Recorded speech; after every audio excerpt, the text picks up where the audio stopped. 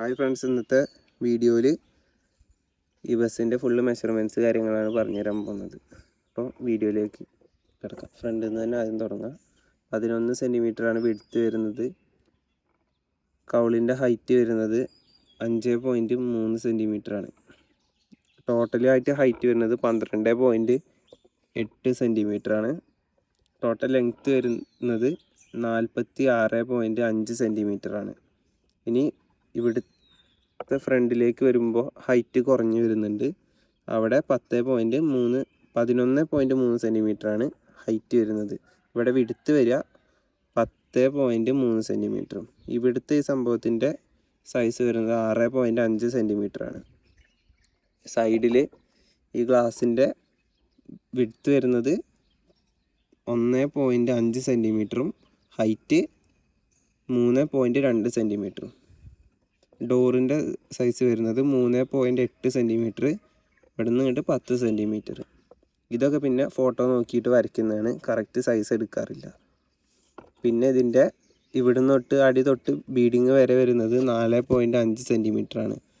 പിന്നെ ഇവിടുന്ന് ഇങ്ങോട്ട് ഗ്ലാസ് വരെ 3 സെൻറ്റിമീറ്ററും ഗ്ലാസിൻ്റെ സൈസും സെയിം ആണ്, 3 സെൻറ്റിമീറ്റർ. പിന്നെ ബാലൻസ് 1.5 സെൻറ്റിമീറ്റർ വരും.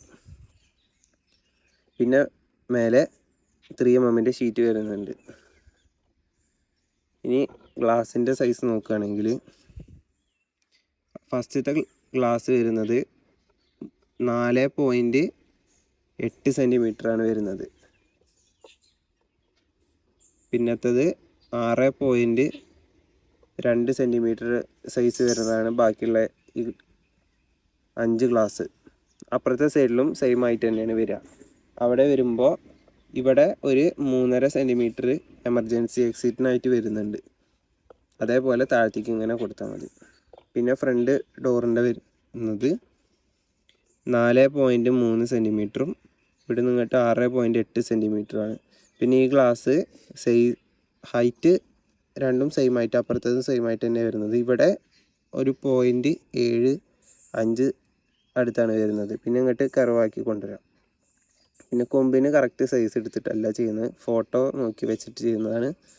പിന്നെ ഈ എലമെൻറ്റിൻ്റെ സൈസ് വരുന്നത് ഇത് 4 സെൻറ്റിമീറ്റർ, ഇവിടുന്ന് ഇങ്ങോട്ട് 1.7 സെൻറ്റിമീറ്ററുമാണ്.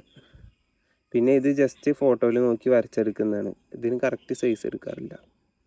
പിന്നെ ടയർ വരുന്നത് വീൽ ആർച്ച് ഫോട്ടോ നോക്കി വരയ്ക്കുന്നതുകൊണ്ട് കറക്റ്റ് സൈസ് ഇല്ല.